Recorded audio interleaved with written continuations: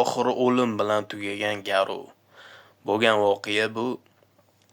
Hozir ko'rib turganlarning orasida balki eshitganlar bordir, balki o'zi ko'zi bilan shaxsan guvohi bo'lganlar ham bordir.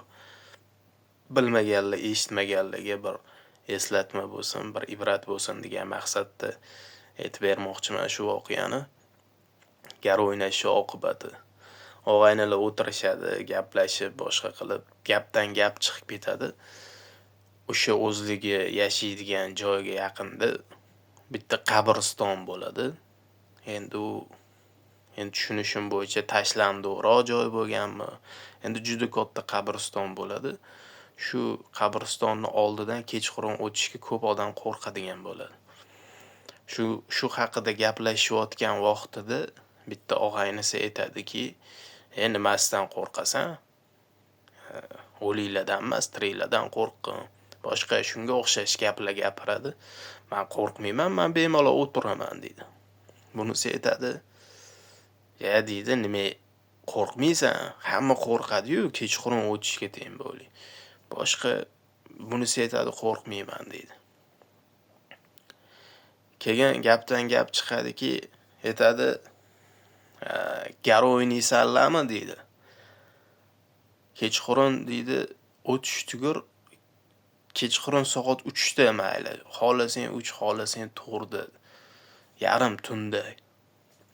Mozor o'rtasiga men bitta o'zim bora olaman deydi. Qolganlar aytadi, qo'ysangchi, o'zi yonidan o'tishga qo'rqadi odam, sen qanaqa qilib soat 3 da o'tga borasan deydi. Endi men hozir summasini aniq bilmayman, esimdan chiqib ketgan to'g'risi. Mashinadan garov o'ynashadimi, bir katta puldanmi? Shunaqa narsadan garov o'ynashadi.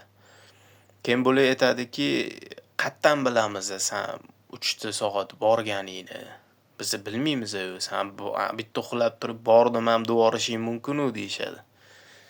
Keyin bularni o'sha bolani buni o'rtog'ini bir katta xanjari bo'ladi. Katta pichoq bor-ku, bir qilichga o'xshagan katta xanjari bo'ladi.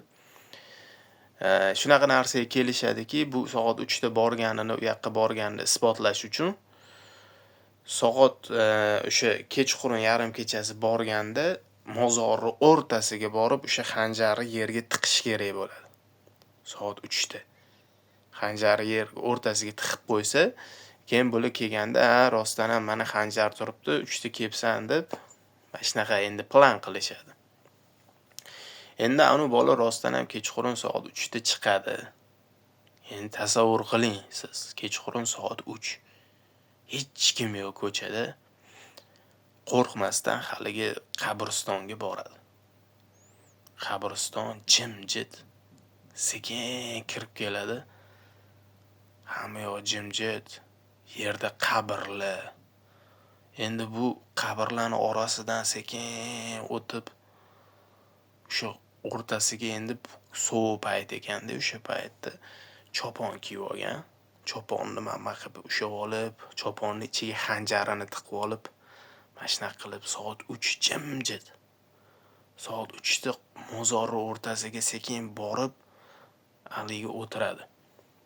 Endi bu yoq tomondan bo'layotgan voqeani ayting. Endi bu og'aynilari bu orada uxlagan, o'zi choy-poyini ichib, boshqa qilib uxlab, ertalab turishgan. Ertalab turib yig'ilishgan. Qani, anu gapida turdimikan, yo garov o'ynadik, yutqizdimikan? Ketdim mozorga boramiz deb, anu og'aynilari hammasi yig'ilib, o'sha nechta bola bo'lsa, hammasi yig'ilib mozorga borib, mozorning qoq o'rtasiga borishsa, ne ko'z bilan ko'rmasinki, hali bola mozorning o'rtasida o'lib yotgan ekan. Mozor qoq o'rtasida o'lgan. Endi nima bo'lgan, nima sababdan o'lgan deb so'raydigan bo'lsanglar, bu o'sha kechqurun endi o'ylaylar, ming xayol, ming vahima bilan yuragi taka-puka bo'lib, jimjitlikda, sokinlikda o'sha chopon kiyib olgan, yerga sekin o'tirib, xanjarini olib, yerga o't-bo'tga qarab turib, yerga tiqqan paytda xanjarini u xanjarni chopon aralashtirib qilib qo'ygan ekan yerga. Choponini bir uchi ham qo'shilib yerga kirgan bo'lgan.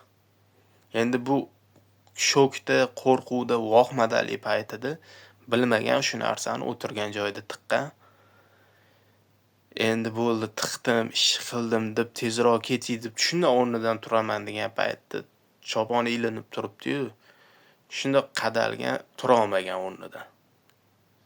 Endi bu o'ylagan o'sha paytda yerdan bir o'liymi, murdami, yerdan tortyapti deb o'ylaganda, shunda turaman desa, tura olmagan, qadalib turibdi-yu yerga, bu bilmagan bu narsani. Shunda turaman desa, tura olmagan, yuragi ketgan o'sha yerda.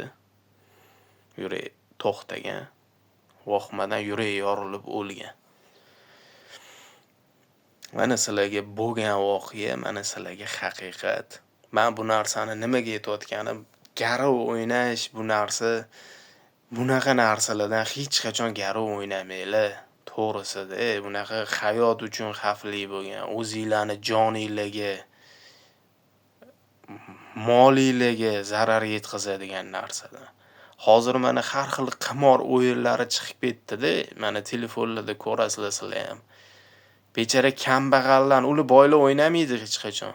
Boylar biladi, bechara kambag'allar umidvor bo'lib shunga kirib, men ham bir qism yutib qolarmikinman deb, anu reklama qilayotganlar ham ko'zini shamg'alat qilib, mana zo'r, men bunga misim tiksangiz 100 million, bir aqlingizni ishlating, u qattan sizga 100 million beradi o'sha o'yindagilarda. Unga nima foyda bo'ladi? Hech qachon men otini ham aytmayman, reklama bo'lib qolmasin deb, o'sha mana hozirgi chiqib ketgan qimor o'yinlariga o'zi kambag'al bo'lib, o'zi bir qism topaman deb kirsangiz, boringizni ham yutqizib chiqib ketasiz-da shunaqa joydan. Nechta voqealar bor, endi shuni o'ynab turib oxiri o'limgacha borganlar. Mayli, hozir uni ham aytib o'tirsam-chi, vaqtimiz cho'zilib ketmasin.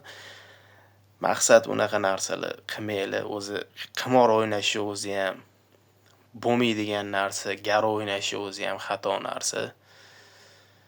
O'zinglarni ehtiyot qilinglar. Har doim sog' salomat bo'lib, mayli og'ir ish qilayotgandirsizlar, mayli charchayotgandirsizlar, lekin uyingizga kelib xotirjam issiqqina o'rninglarda maza qilib uxlashga nima yetsin.